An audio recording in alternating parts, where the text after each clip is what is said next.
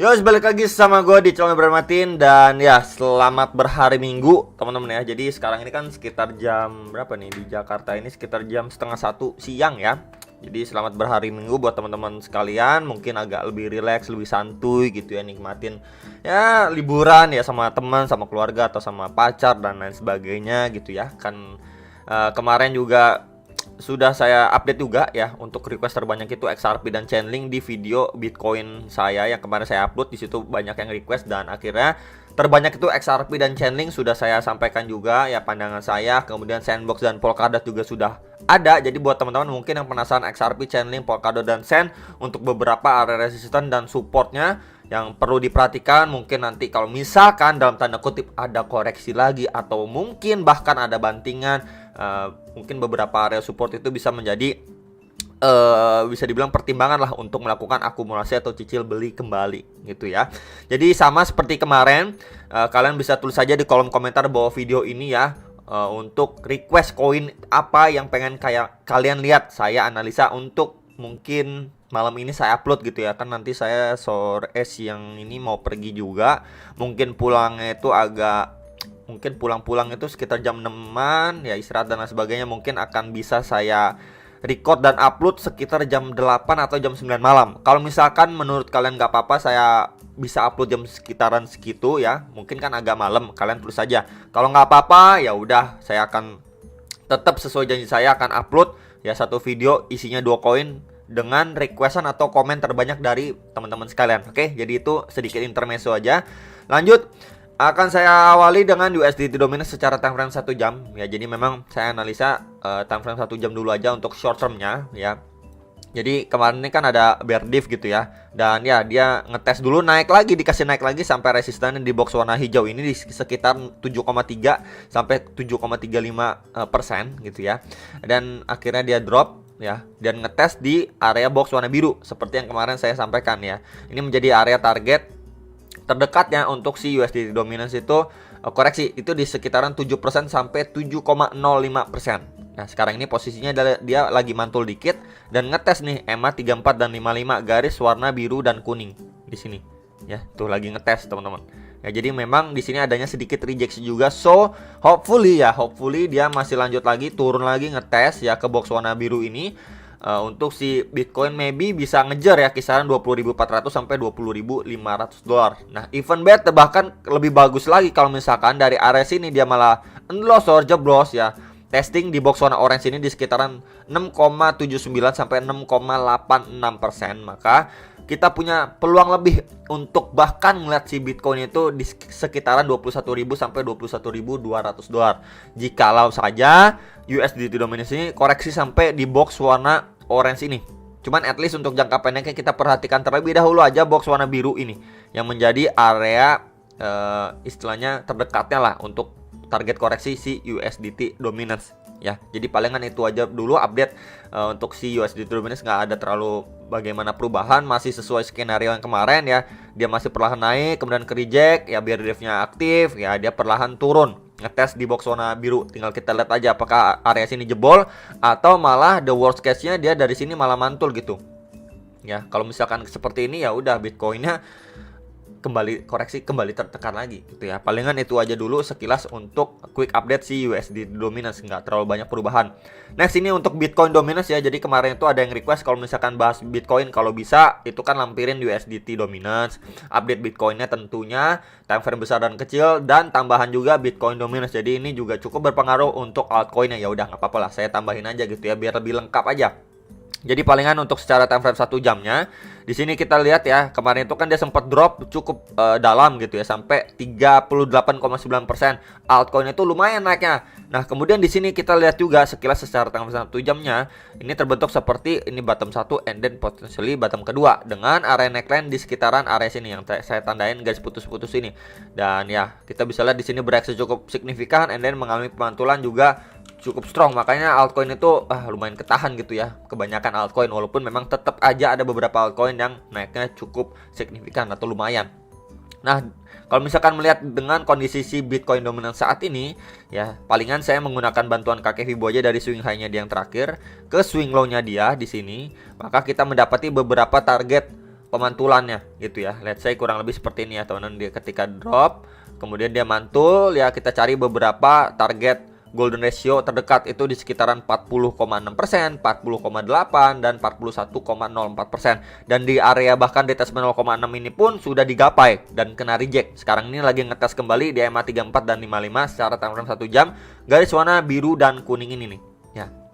Jadi palingan di sini kalau misalkan kita istilahnya ingin gitu ya untuk jangka pendeknya altcoin itu dikasih napas lebih lagi, maybe di sini adanya lanjutan rejection untuk dia bisa drop lagi, bahkan ngetes di swing low terakhirnya dia di sini atau lowest area terakhirnya dia di sekitaran 39,99% atau sekitar 40%. Maka kalau misalkan ini yang terjadi, maka untuk short termnya altcoin itu dikasih napas naik lebih leluasa lagi lah, kurang lebih seperti itu. Atau bahkan even better ini terbentuk seperti dead cat bounce pattern, jadi dia naik cuman ngejar beberapa golden ratio and then drop lagi lebih signifikan atau lebih dalam. Ya palingan kurang lebih seperti itu aja kalau misalkan yang nanyain gimana mau lihat altcoin itu lebih dikasih napas. Cuman worst case-nya ya, worst case skenario-nya jikalau area sini dia mampu maintain di atas EMA 34 dan 55 nih ya, time frame 1 jamnya.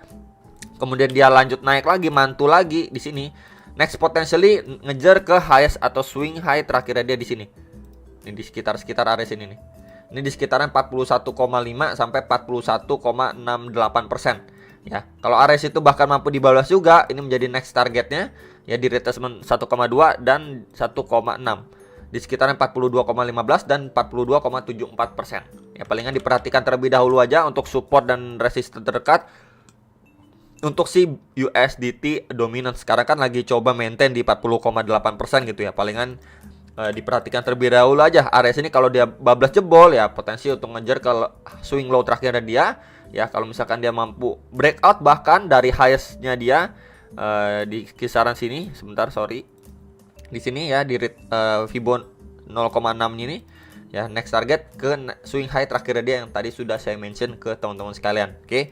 Next ini untuk si Bitcoin secara daily time frame ya, jadi kemarin juga sudah ada bahasan dari saya ya. Jadi memang ini close candle pada 16 September ini cukup bagus, and then di follow up lagi dengan bullish candle, walaupun juga bullish candle-nya itu tidak terlalu powerful ya, tidak terlalu powerful, cuman ya it's okay lah, lumayan lah.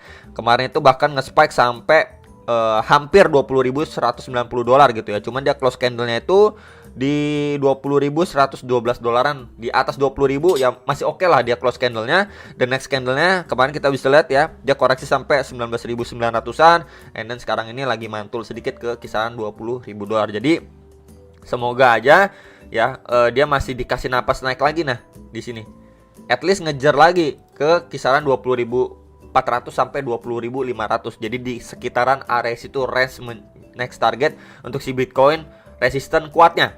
Kalau misalkan kita lihat juga untuk si USDT dominance masih berpeluang untuk ngetes lagi ke box warna biru ini. Kita bisa lihat di sini. Kalau ini kena reject ya dia berpeluang untuk retest lagi nih di box warna biru ini.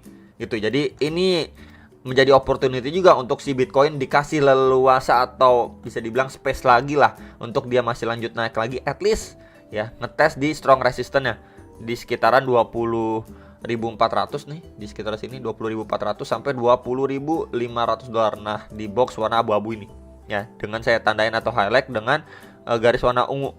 Nah, di sekitaran sini.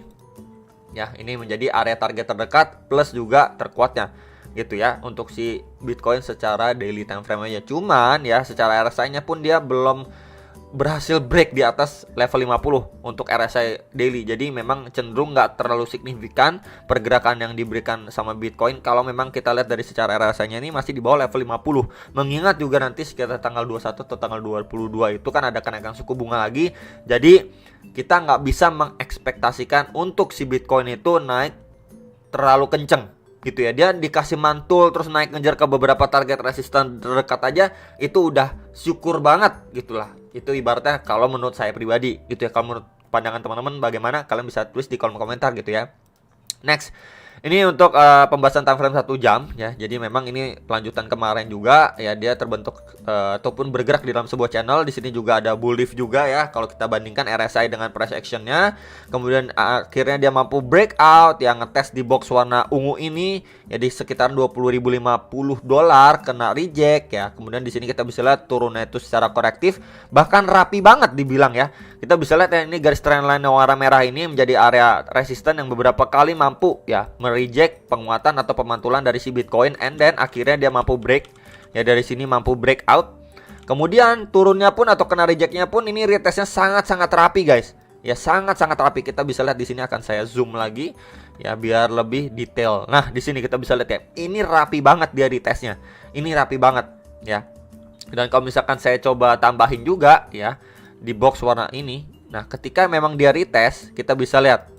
Nah, ini udah clear ya. Dia retest di sini, sorry salah. Kita perlu tanda panah. Oke, di sini dia retest kemudian mantul. Kalau misalkan kita lihat dari pergerakan sebelumnya pun, di sini sempat ada pause sebentar, gitu ya. Ketika dia mengalami penguatan, ya kemudian dia sedikit pullback atau pause sebentar, kemudian impulsif lagi naiknya, lumayan lah signifikan gitu ya, secara time frame kecil. Berarti di sini kan ada lagi yang sorong gitu ya. Nah kemudian ketika dia koreksi korektif di sini, nah di sini mungkin the same guy atau orang yang sama menganggap area sini ya menarik gitulah ya. Akhirnya dia disorong lagi ke atas, bahkan sampai $20.190 gitu ya. Nah sekarang ini posisinya dia masih mempertahankan di atas SMA 34 dan 55, garis warna kuning dan biru ini secara time frame 1 jam ya. Palingan kalau misalkan saya bisa tambahin ya, di sini bisa kita tambahin untuk garis trend line aja di sini ya. Ya, kurang lebih seperti ini garis trend line. Ya, kita bisa lihat pada pergerakan sebelumnya di sini kan menjadi resisten ya. Di sini resisten, and then di sini menjadi support. Ya, jadi ini adanya sebuah trend line yang sekarang ini berfungsi menjadi support, and then saya akan coba tambahin untuk bagian atasnya. Nah, kurang lebih seperti ini teman-teman. Ya, ini untuk bagian bawahnya, belakangnya ini akan saya hapus ya udah. Ya, jadi kurang lebih mungkin aja bisa terbentuk seperti falling wedge pattern bisa ya, atau seperti bull flag pattern bisa gitu ya. Untuk pergerakan si Bitcoin yang lebih kecil lagi ke pergerakan sekarang ini.